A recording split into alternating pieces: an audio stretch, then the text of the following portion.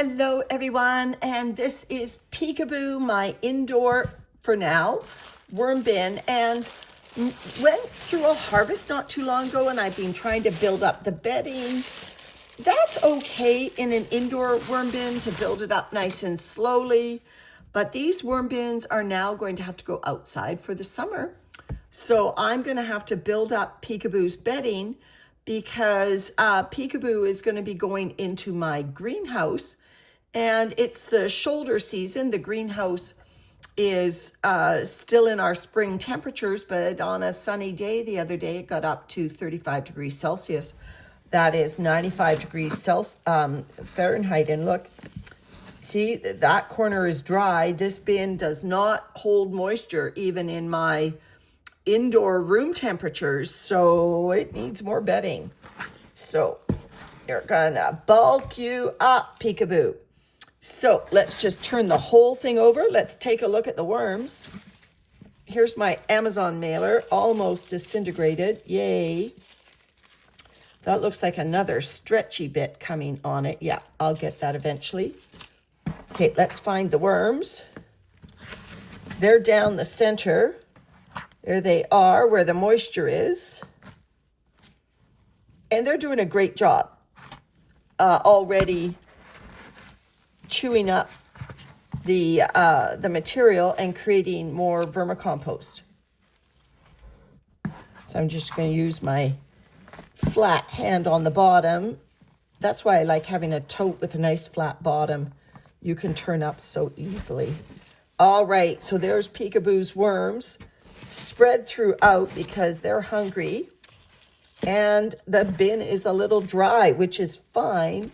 I'm going to be feeding a nice hefty moldy feeding and giving a big load of new bedding so these worms can withstand the swings in my greenhouse temperatures.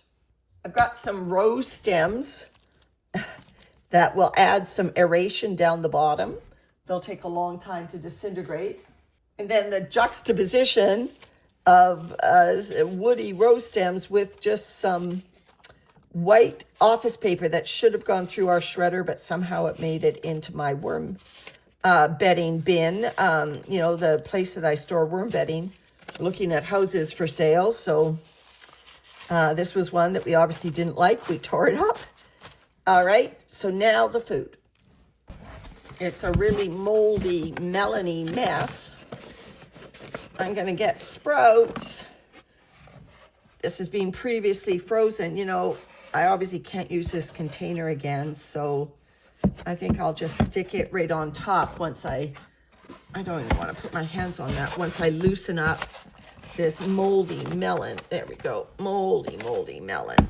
There. Look at that. Put some eggshell grit on that as a pH buffer and a grit for the worms. Then I think I'll retire this takeout container right on top. So yeah, so moving an indoor bin to an outdoor situation, I'm not willing to do that with this bin until and unless the bedding can hold its moisture, and a new bin does not hold its moisture as well as a bin that has more established volume of finished castings.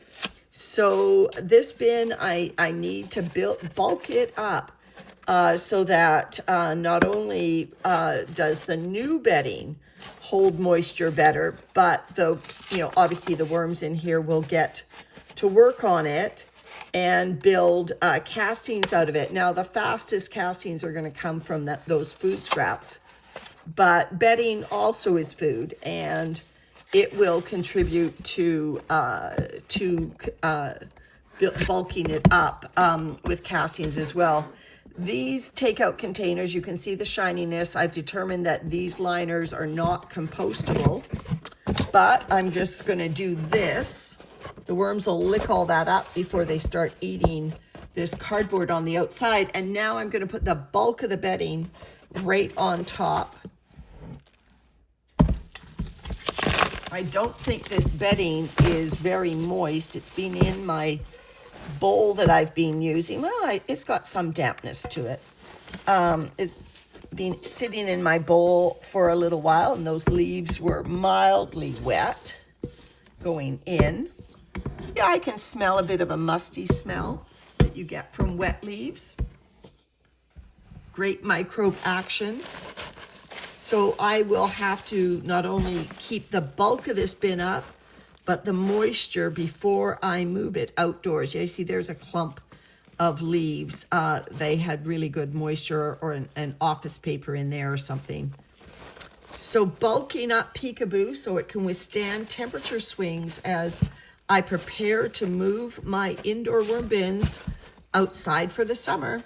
All right, everyone. Thanks for watching Peekaboo. Bye for now.